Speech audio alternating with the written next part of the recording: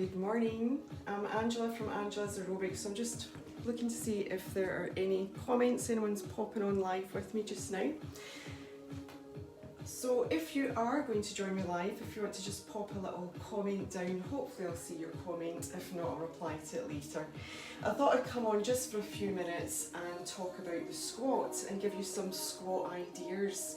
So we squat countless times in a day. Every time you sit down and you stand, that's a squat.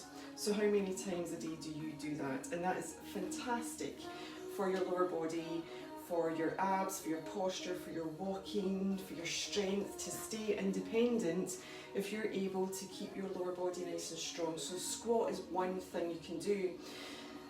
You can do a basic squat.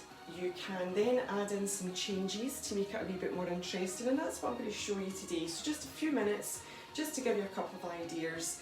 So you want to make sure you do your basic squat correctly. Now normally you have your feet about hip distance apart, but if you need to take them a wee bit wider, that's fine. If you need to turn your toes out just a little bit, that's fine. Do what feels comfortable for you.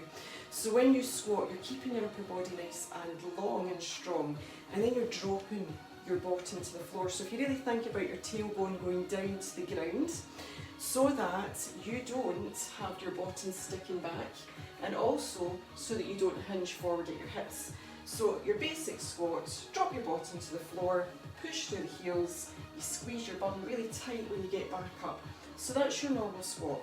So you're probably quite used to doing a squat like that. So how can you change it, make it a bit more interesting? You can add in a heel lift. And as you do that, you're squeezing the muscles in your calves and the lower leg.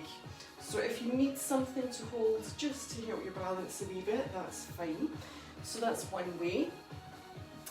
You can add in a lift to the side so that when you're working the lower body, you're now getting those smaller muscles at the side of your glutes and your outer thighs. So that's another way. You can take the leg back and squeeze the glutes as you lift back. So you can do any of these when you're waiting for the kettle to boil, or if you're sitting all day, just take a minute out to do some squats. You can add in a knee. There's lots and lots of ways that you can squat. You can add in a bit of power and impact by taking it into a jump. So there's lots of ways you can travel them. Stay nice and low so you're not bouncing. Make sure your weight's back in your heels. Or what I'm going to do very soon with my legs, bums and tons class, you can play with the speed of your squat. So you can go slowly and come up slowly. You can change it and go down quickly, but come up nice and slow. So this is a bit of a idea of what legs, bums and tons we're going to have today, so you can prepare yourself. You can go down nice and slow and squeeze up a bit quicker.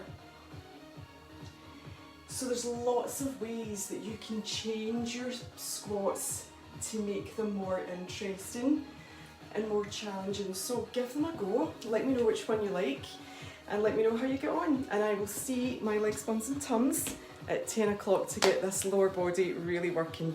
See you soon.